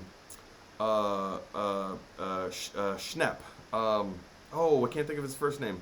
He just went by Schnepp. Everybody knew him from Schnepp. If you know Collider, he was a big pundit on Collider. He used to do a lot of stuff with the Schmoes Know and Screen Junkies, who do the Honest Trailers. I actually had a chance to meet him. I sat down next to him during a movie debate at New York Comic Con years ago. John Schnepp, that's his name, John Schnepp. He wrote and directed this documentary called The Death of Superman Lives. And it was the whole story of how this movie never came to be. It was fantastic. It was fascinating. Mm-hmm. Anyway, fast forward. It's really interesting. Sometimes projects don't happen the way that we think they are. So just because Ewan McGregor says, hey, we're going to start rolling, cameras are going to start rolling in March, doesn't necessarily mean that that's actually going to happen. It probably will happen. Right. That's currently the plan. But there's way too many variables right now. I'm excited that this is going to happen. This is a show. I want to see this show more than I want to see The Mandalorian. And The Mandalorian is fantastic. Tim, you've had a little while to ponder this over and to think about it and to hear about the news. Are you as big of a Star Wars nerd as I am? Or are you excited for the show? Like, where do you stand? Yes, I don't know if I'm as big of a Star Wars nerd as you, but I definitely in stature, but not necessarily in Star Wars knowledge. But no, I love Star Wars. I really do, and I think I said this on your show last time because we probably talked about some Star Wars stuff. I am not like a Star Wars fanatic in the sense that, like, I don't get bothered by stuff that happens in the movies. I enjoy them all, and I know that's not what a lot of people want to hear, but I truly do. Like, I thought Rise of the Skywalker was really fun and good. Like, yes, there's problems with it, but at the same time, I don't care that much. Like, what I enjoy about Star Wars is that it's a total escape. It's not real. It's fun. It's nostalgic. It's all these things that I enjoy wrapped up into one. I leave those movies feeling like that was so awesome and cool, and like, space is fun and crazy. Like, the only thing that really bothered me about it, I guess, were the horses that part was like, what got you? Really? Were the horses? Yeah. No. The horses on the spaceship at the end, where I was like, weird. Okay, but like that to me, that was the only part that like cool. Suspended my. Yep. Yeah, exactly. I think that's important to say because that's like how I feel about the movies. I was like, that was weird, but everything else was fine. And I know that there are like glaring issues with the canon. I know that there are things that totally disrupt what years have been building towards. But that is where I fall on the Star Wars fandom scale, is that I don't care that much. in so much that like my Star Wars universe is not affected by that, because it is what lives in my brain and in my heart with Star Wars is just for me, kind of, in a lot of ways. Like, Yeah, well, I think it's So important to realize that Star Wars, there's this faction of Star Wars fandom that has become very toxic because we yeah, care so passionately about all things Star Wars, right? And so it becomes a dangerous thing to get too invested. I mean, I've said this on the show all the time, and specifically when we're talking about horror movies. I like the concept of horror movies, but I get too personally invested in the story. I mean, that's why I love like all this stuff. It's not just horror films that I get personally invested in. Doesn't matter what I'm watching. I put myself in the driver's seat of whoever is steering this ship. If we're watching a Captain America movie, I am Captain America. If we're watching a Wonder Woman movie, I am Wonder Woman. If we're, it doesn't matter what the movie is, I get so personally invested in these characters and what happens to them that I start to care. Like, I think that's why we love actors. We kind of put actors and celebrities on this pedestal because we get to see what it is that they do, and then we personally identify. Like we cherry pick the things that we like and don't like, and for the most part, we identify with these people. We identify with these characters, and we become so emotionally involved in their lives, which is a weird concept. But we also get so emotionally involved in the work that they put out there. Like, I love Wonder Woman. That was such a great movie, and I can't wait for more installments. I'm on pins and needles for Wonder Woman 84. Same thing with like the Marvel stuff. Same thing with DC stuff. Same thing with Star Wars. I get so emotionally and personally invested in these characters. But all of that comes with a caveat, right? We need to understand that these are just movies. They don't matter. In all sincerity, it kind of doesn't matter. And I think that's one of the great things about like film and cinema and television and like pop art in general is that for the most part, some things matter. But for the most part, they don't matter, right? We can argue about Rise of Skywalker. I think it was a fun movie. I don't think it was a good movie. But it doesn't matter. right, right. Well, that's I think as long as we can argue about it with the base knowledge of or the base understanding that it doesn't matter, then the arguments can still be fun. But when it becomes like, no, you're right and I'm wrong, well then what are we doing here? We're arguing about once again, like Yeah, what are we yeah. arguing about? Something that does Because it's like all opinion. It's like film is subjective. Television shows are subjective. You're allowed. The Love Guru. I unabashedly love that movie. It's a that makes me so bad happy. movie. It's Yeah, I love you. I love you can't you don't mess with the Zohan is one of my favorite like it's so it's bad but like so I good. think it's important to recognize like the quality of the film, but even Amazing Spider-Man 2, the Amazing Spider-Man 2, is universally hated by almost all fans, and I think personally it's one of the best of the Spider-Man movies ever made. I understand. I'm in the I love vast that. minority I here. love that. Vast minority. Iron Man 2. Everybody hates Iron Man 2. I love it. I think it's one of the best Iron Man films out there. I love it. But it doesn't matter. It doesn't matter. It doesn't like who cares? Big deal. That's my opinion. Like you can side with my opinion, you cannot side with my opinion. That's fine. And we have grossly gotten off topic here. What were we talking about? Ewan McGregor, Obi-Wan Kenobi, new Obi-Wan. series. All I don't love Ewan McGregor. you love Ewan McGregor? You want to? No, Oh, I don't. I don't so love I think Ewan it's easy to McGregor. say that you're probably not looking forward to the series. No, I still am looking forward to it. Like I is he gonna have that little ponytail? No, well, That he, little he braided cut that off ponytail in the back? after the first movie. Oh, bummer. I think you I should bring mean, it back for maybe this if Sir miniseries. Alec Guinness, It's like, hey, maybe he had one. Who knows? no, no. I think I'm looking forward to it. Disney is one of those entities where, like, I love Disneyland. Partly, I love going to Disneyland. Love Disney in general. Um, because this is the reason. Like when I go to Disneyland, it's expensive, Yeah. it costs a lot of money, blah blah blah, but everything's good. Like everything's going to be at Yeah. least like the base level of everything there is like much higher than Sure. most entertainment forms. So like trying new things is safe within the confines of the park because like it has that like Disney quality to it already. You know what I mean? And I kind of feel the same about their entertainment outside of the parks, right? Mm-hmm. Like the movies and TV and all of that. Like especially after watching The Mandalorian and absolutely loving it. I mean, I really loved. I love the characters of the Mandalorian already going into the miniseries, but especially the spaghetti western style of it all and just the pacing and just something Yeah. about that was really wonderful. So I'm excited to see what they do with a totally different um, miniseries type thing. Yeah, I It's agree. I think it's going to be awesome. And Obi-Wan's a great character to explore more of because is there a more important character in Star Wars that we know So little about.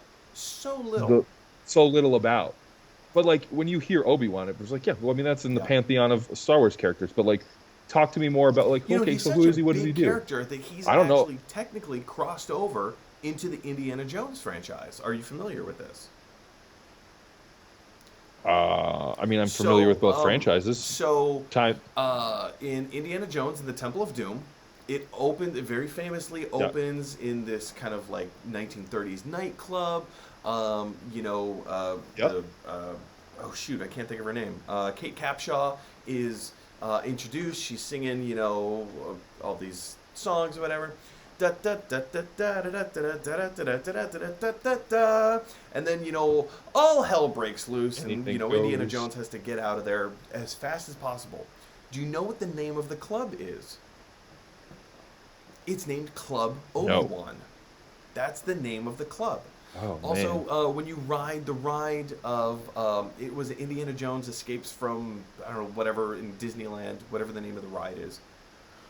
Oh, it's the best. I've just got an old Jeep. I want to paint it to look There like one of the are Jeeps from that ride. R2D2 and C3PO Easter eggs hidden throughout the ride. Yes, I did know that, but that's because of that's the Disney Yeah. park So nerd it's, in me. I mean, So Indiana Jones and Star Wars, being both Steven Spielberg and George Lucas, well, like George Lucas inspired right, like all these things. Um, I yeah. think it's wonderful.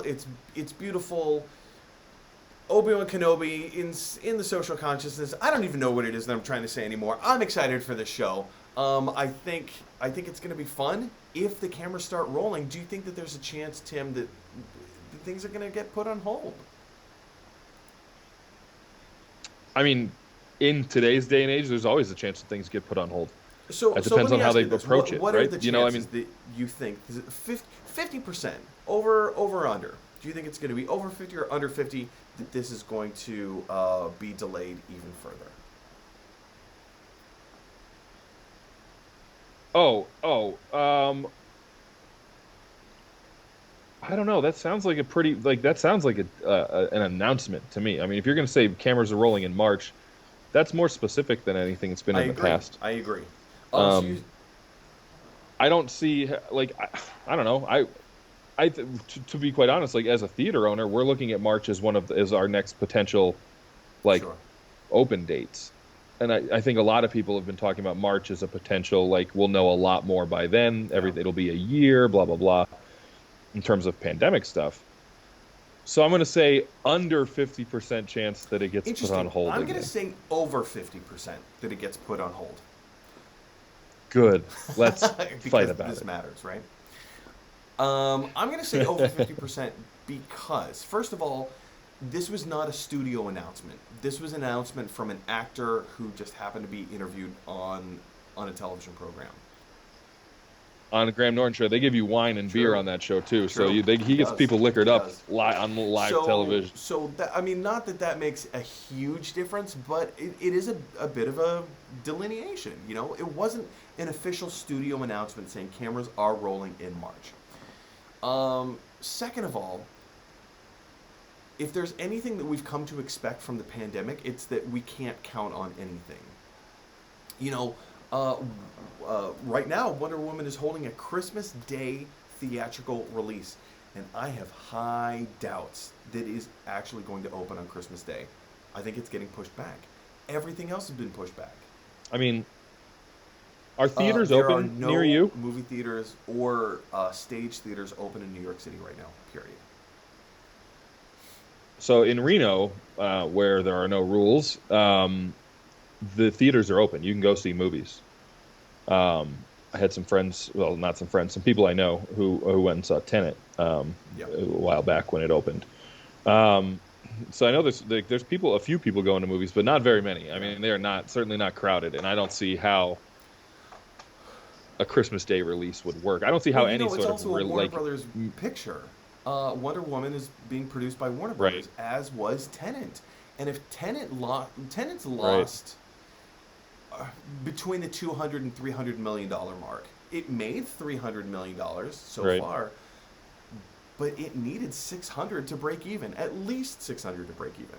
right. Wonder Woman, is also a Warner Brothers picture.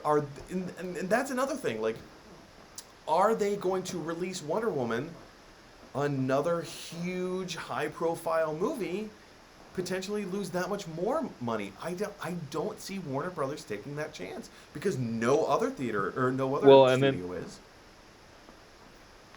and I know a lot of people were wondering, like, will they change the way that movies are released? Will we be seeing like on-demand They releases of can't. new movies, much like Disney did with Mulan? And after They that can't. They experiment, I can't like, afford it. you know, nobody wanted to spend. No, you can't. You have to You delay, need that. and everything will be fine. Everything will be fine if we can make it through the pandemic. And here's how we make it through the pandemic: wear your mask, wash your hands, social distance. If you can't social distance, wear your mask, wash your hands. If you can't wash your hands, wear your mask. That's it. That's how you make it through the pandemic. And if everybody did this, this whole thing would be over in a month and a half tops. But Yeah, it'd be nice to be nice, wouldn't it? anyway, I mean, we were saying that I 7 months know, ago. I'm I sorry, know. my It's just mood everything's totally just shifted. I. But that's why I don't think that. Those are my reasons that I don't think the Obi-Wan Kenobi series is going to start filming in March. I think it's going to get pushed back just like everything else. I mean, it's very possible that.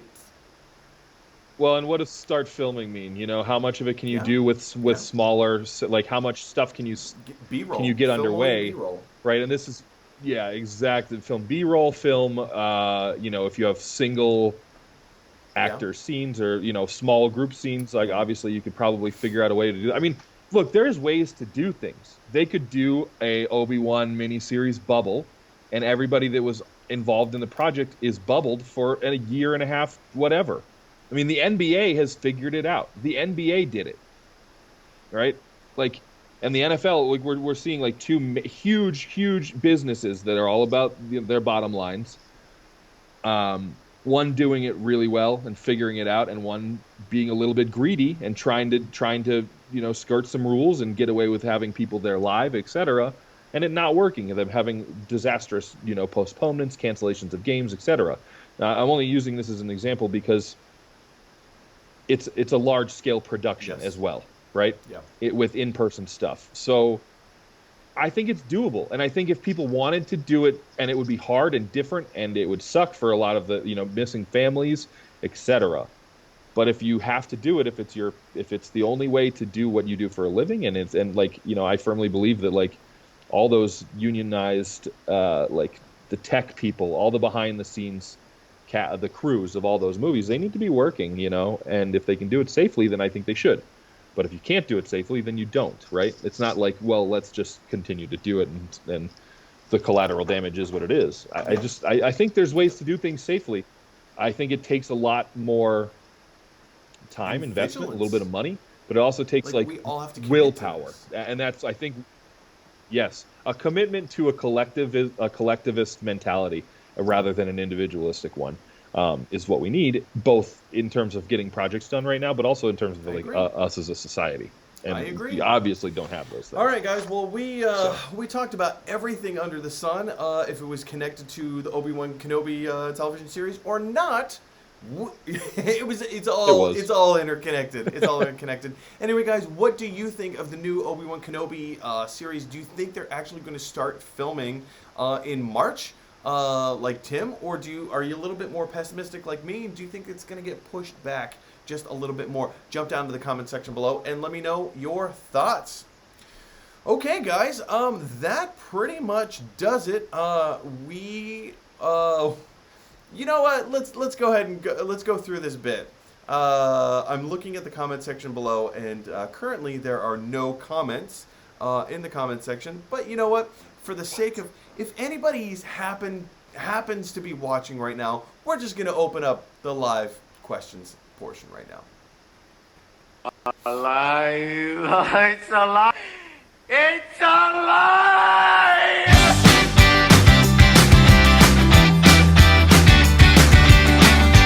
All Go right, you Pop. guys. That was the intro. Sorry, Tim. You had a question. Go ahead. What were you saying? Oh Oh no, no, my you were question's talking about irrelevant. Funko. Because here's the thing: nobody is sending I in just live questions right now, so we just went through the motions. This is the Oh, great. live question portion. If you're watching the show and if you want to talk about any of the things that we have been talking about, or if you want to talk about something completely different, jump down to the comment section below and let's start a conversation. Tim, you were talking about some of the figures behind you. Oh, I was just trying to determine the different collections of Oh, there's universes so many behind you. here. For the ones that are currently in frame, and we talked about this on the show last week, I think. Anyway, because everybody always wants to know. Up here in this quadrant, I have Yeah. there's Guillermo del Toro, Funko Pop of Guillermo del Toro, Oh, and then okay. we have two ladies from the Gorgeous Ladies of Wrestling, Glow. So it's Alison Brie's Oh, character, gotcha. and I can't remember the other protagonist's name. Lady Bell, American Liberty, whatever her name is from the show. Right above me, we have was it Panthro and Chitara from Thundercats. Bob Ross is hanging out between them. What do we have? Pee Wee Herman behind me. A little bit. Here's a fun little thing that I don't think anybody can actually see. It's Batman in the Batmobile, but it's carved out of wood. It Is that your looks like a Pinewood Pinewood Derby Derby car? car. This was actually purchased in Mexico by Friday's guest, Tracy Mall. One of my best friends on planet Earth, Tracy Mall. She picked that up for me in Mexico. Yeah. Yeah. Bunch of Ninja Turtle stuff. Got James See some Bond, Ninja some of the Turtle villains, stuff, and yeah. some of the ladies from James Bond. Jaws the shark. Oh yeah. Oh Is every shark toy my just Indiana a Jones Jaws golden toy? idol, Oh, fertility god. Yeah. nice. I'm sorry. What? This I is don't know what I'm saying anymore. this show has completely gone off the rails. We should probably end this now. We should have called this segment like Mike's Wall of Toys as opposed to hey, send in live questions. Oh, hang on a second. We do have some live questions. David James Bachler, dude, how are you? I slept in David James Bachler's bed years ago when I needed a place to stay. I was in Hawaii. I needed a place to stay. I think he was staying at his girlfriend's place, and he was like, no, just use my place. Just come over to my apartment, stay in my bed. You'll have the run of the place. It was wonderful. Wow, David, how are you, sir? It's been a long time. He says, how much influence does Kathleen Kennedy have in this project? Talking about the Obi-Wan Kenobi series. Well, Kathleen Kennedy is the Yep. president. Yeah, she's the not the president of DC Films. She's the head of Lucasfilm, right? So she's the end all be all. It comes to so here's how it goes. Kathleen Kennedy is the head of Lucasfilm. Her boss is the head of Disney Film, who is Alan Horn. Alan Horn's boss is the CEO of Disney, who is it was Bob Iger, now it's Bob Chapek. And then Bob Chapek still answers to Bob Iger because he's like the head of the board of directors at Disney. So so Right. that's and then so you have Bob Iger, Bob Chapek, Alan Horn, and then the people who report to Alan Horn would be Kathleen Kennedy, Kevin Feige, who's head of Marvel. Pretty much like any of the studio heads report to Alan Horn. Pete Docter, who is the head of Pixar films. So they all report to him. So you ask, how much influence does Kathleen Kennedy have? A lot. She's pretty much the one that Green says yes or no.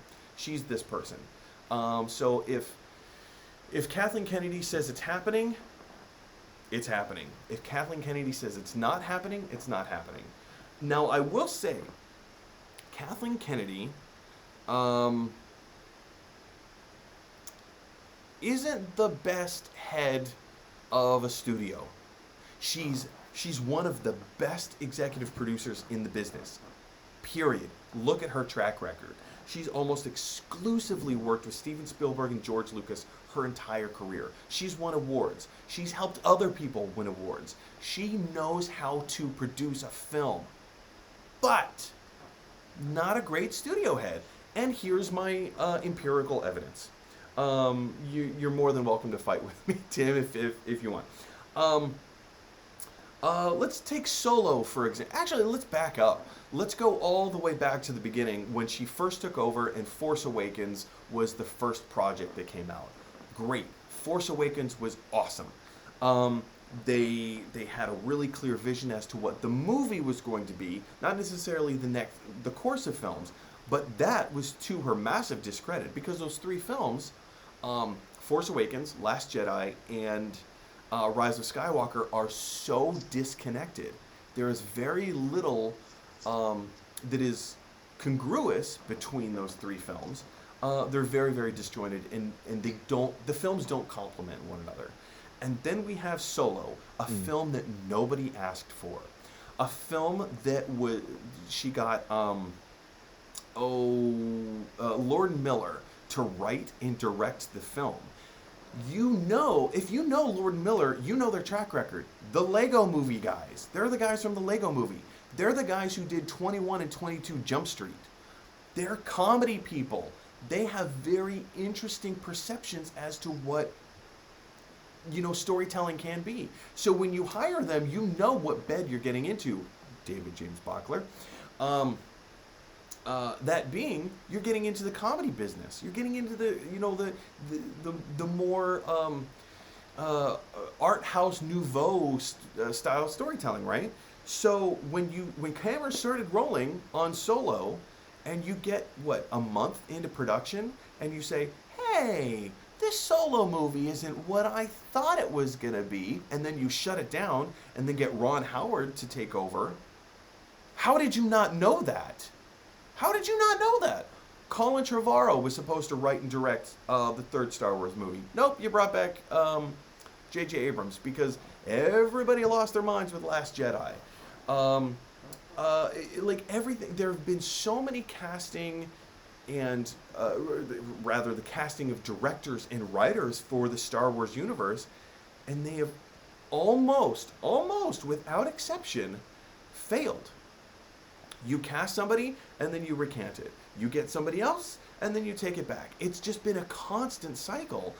And I get that these movies have, in many cases, made billions of dollars. But that doesn't necessarily mean that they're good. And that's a conversation that we can have separately. They have all pretty much been successful. Solo was the only one that wasn't successful. Pretty much all the rest of them have been successful. I don't know. I don't think Kathleen Kennedy's a good studio head. Tim, do you have a different opinion on that? Nah. No, I mean, you have so much more evidence and knowledge on that than I do. So it's hard for me to say no, I disagree with you. Because so much of that is first time me hearing a lot of this stuff. Well, not hearing it, but hearing it from you. All I can say is that I totally agree with you about the three movies being very disjointed and not connected and smooth like some other ones have been. Even the prequels were more connected. Oh no, yeah, they were 100%. Love or hate the prequels. Yeah, there was a singular vision. There was a starting point and an ending point, And George Lucas knew exactly what all these movies were supposed to be, or what he wanted them to be, and they were very congruous with each other. Right. And so yeah, I mean, yeah, should be interesting. That's why I guess, your bet on it being shut down too, filming shut We'll down. Who see. knows? I mean, who knows if they get halfway through or into the filming of Yeah, we'll find out. this and it's not what they were expecting. David James. I thought Solo It was was, pretty fun too, it though. was a fine movie. It wasn't a great movie. It was fine. It was okay. No, that's the other thing is like there's so many like for me there aren't that many great movies, so it takes a Sure. lot to blow me away, and that's why I think but it doesn't take a lot for me to be like I Sure. enjoyed that. That bar is very low. The bar of greatness is very It, high. The other thing for me is when I watch all the Star Wars movies, I'm a huge Lego fan. So when I do see any new Star Wars movies, it also means that I'm getting like 14 to 16 new Lego sets potentially out of the mix, which is always fun. So there is that element. Like yeah. The solo Lego sets were really great. The Kessler Run Millennium Falcon is super cool. Like there's some really great stuff that came as a result of that You're movie. right. There was. Oh, The little totally. speeders, all sorts of cool little. But and also I think a fun backstory. But yeah, it missed the Yeah. mark. That movie was just it felt like it Well, was that's the done thing. by a Like, few it was the different kind of people movie that almost. nobody asked for. Nobody wanted a Han Right. Solo movie without Harrison Ford in it. Like, Did the people want it? Did the folks that were in the movie even want to be in it? Because I think that's the most interesting story in movie history is, well, not the most interesting, but the story of Mike Myers doing Cat in the Hat. Have you ever heard the backstory behind all no. of that nonsense? Well, we'll save Well, that for that's another day. that. I That's a mean, fun can little you story. condense it? Because now that you've dangled the carrot, I want to know. Basically, yeah, he didn't want to do the movie. Nobody wanted to do the movie, but it was like, if you do this movie, it was, I want to get the specifics of it right because it's really interesting. Essentially, it was like,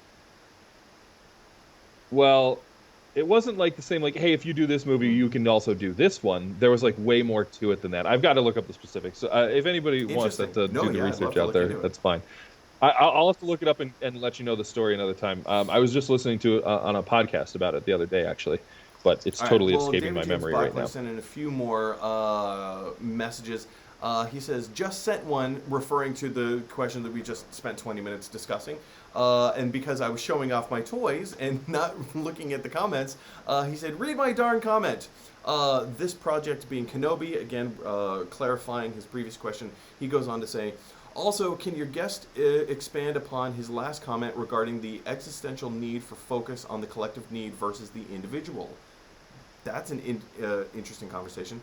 There is some interesting history behind that view in the 20th century, or he goes back to Kathleen Kennedy in the next one. So, but yeah, Tim, can you expand a little bit regarding the existential need to focus on the collective need versus the individual? What was the context? Oh, What was the geez. I mean, context? that's a, well, I think we were talking about in terms of pandemic and Mm, maybe getting projects done specifically. But I think I was just talking about as a society in general. I mean, you look at some of the societies that have been successful with this virus. Japan being one of them, and Japan has a very mm. collectivist attitude about how they approach societal comings and goings, I guess. And I think what I mean by that is basically, and there are certainly positives about being an individual and like striving for individualistic necessities and attitudes, like things like that. Like I myself think of myself as a person who is an individual and strives to be an individual.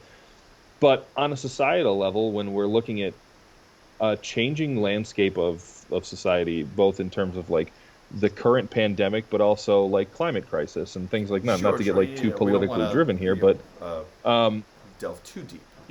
I think there's a big part of a society saying like go and get yours, you know what I mean, and worry about the fallout later. And then there's another part of society saying like if we all just would work together on this thing, who like look at all of the stuff we'd be capable of, right?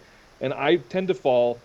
I mean, as an improviser, a person who just likes to work with people on things, like I've thought about doing the stand-up comedy path, but I really enjoy the the Yeah. group project that is Collaborative effort. improv. Yeah. I like collaborating. Teamwork. Um, and it certainly has changed my opinion about like what can be done with a group of like-minded individuals, or not necessarily even like-minded individuals, but a group of individuals coming together with a common goal is a very powerful thing. And I I think there's a lot of things in place that drive us away from that because the powers that be know yeah. how powerful, Well, I think you hit the nail on the we head could be. earlier when you said there's when we come together for a unified goal, and there seems to be this individual attitude of don't tell me what to do. I'm gonna go do my own thing. Mm, But when the human race comes together, look at what we can accomplish. Look at what we can do. Look at how little effort it takes when everybody's lending a hand. And that I think that if I can put words in your mouth, seems to be the heart of what this question is asking. I think that's the difference of there's this John yeah. Wayne cowboy. You can't tell me what to do, Pilgrim, as opposed. Well, but if you're wrong, Yeah, yeah, we well, yeah, can. That's the big thing. Okay, yeah, I could argue about this forever because there's so many people like today that I feel like are like, well, I'm going to do that. And like, yeah, but it's not mm, a right thing to do. And it's like just as much as it's your right to like be wrong and pursue the wrong thing, go ahead. It's also my right and everyone's right to be yeah, like, you shouldn't do that. Like, yeah, where have when have we stopped that in society being like, you know what? Just because you can doesn't mean yeah. you should. And like, oh God, I, So I we'll cut it there. Yeah. David goes on. His last what a question happy is a place to better end on. question. Going back to his Kathleen Kennedy thing. Better question. Do either of you agree with Kathleen Kennedy's direction of the Lucasfilm properties? I believe we already addressed that. I don't. I think that, my question is what direction? Right. That would be my same, and so I think it's we have the same feeling about it. We just the outcome means more to one That's it. person than Yeah. the other, right? Like I see it, I'm like, oh God, what a mess. I still like them. You see it, oh God, what a Yeah. mess. Let's fix Essentially, it, yeah. right? And I think that's where the difference between our two There it kind of is. views on that.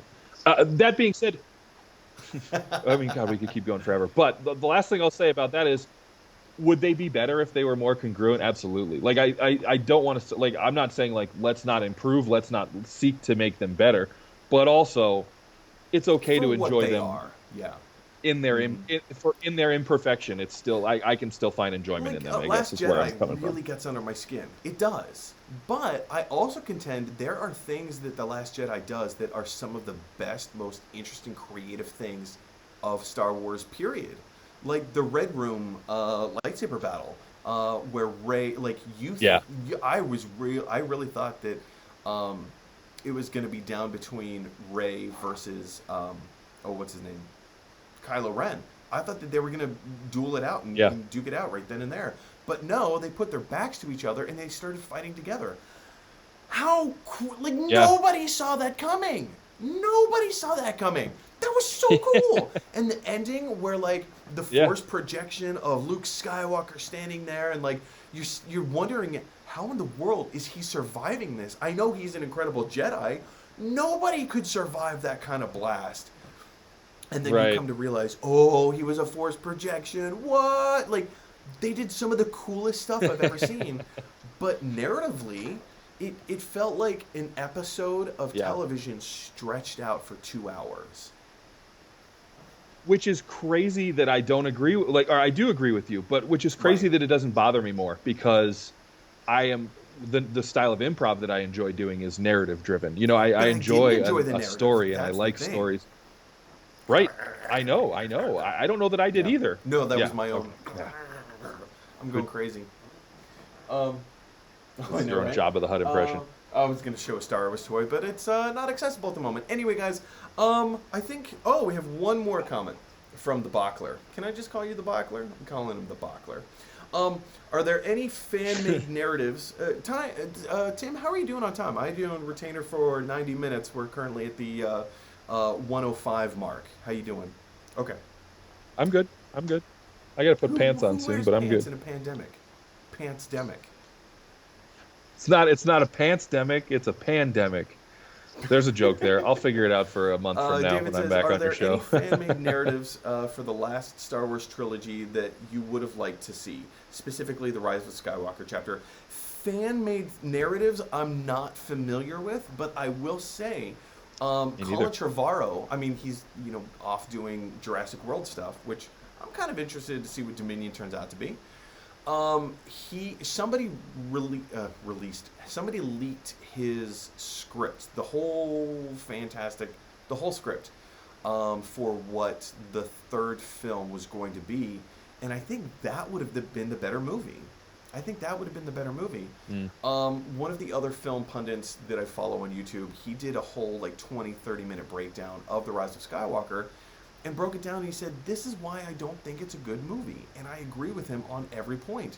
In that, the biggest point was that nothing anybody did had any consequence. Like, it was Right. full.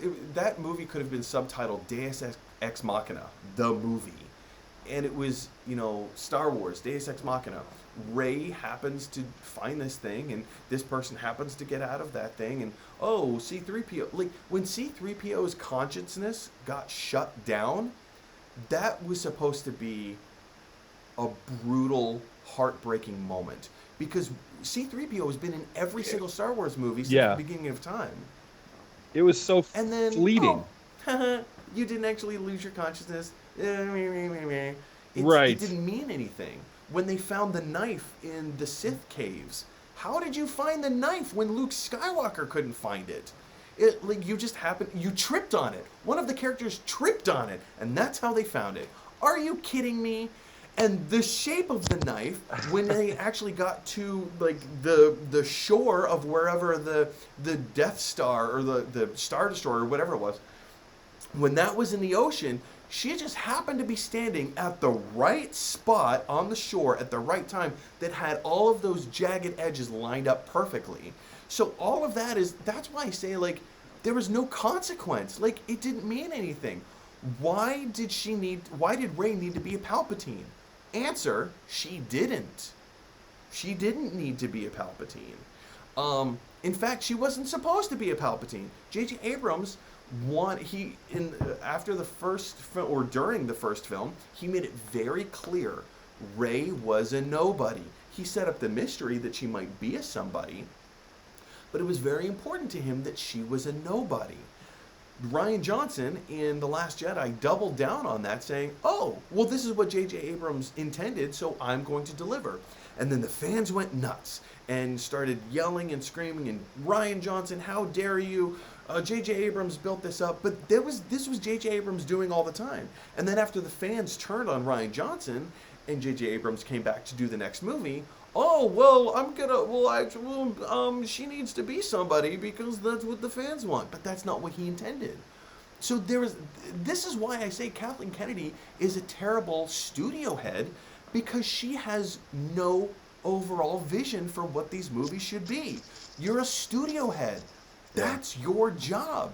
This is why the Marvel movies and the MCU are fantastic, because Kevin Feige has very minutely and expertly figured out how all this stuff fits in together. Does it fit perfectly? No. But Well, but doesn't that also isn't wouldn't you say that's also based on some of the canon that exists from the source material, which is the comic books? You know how much for Marvel. oh, I thought we were I talking mean, I about know that Star the Wars. MCU is Oh, not okay. exactly the same. No, no, no, no, It's no. That's what I based mean. on that. So there's some It's source based on material that, to but I work mean, from. even Right, when you right. go into the comics, there's so much that doesn't make sense. If anybody who's ever read the X-Men, Sure. which I'm a massive X-Men fan, there is so much about the X-Men universe that is not congruous with itself. It doesn't yes and the rest of the Right. series.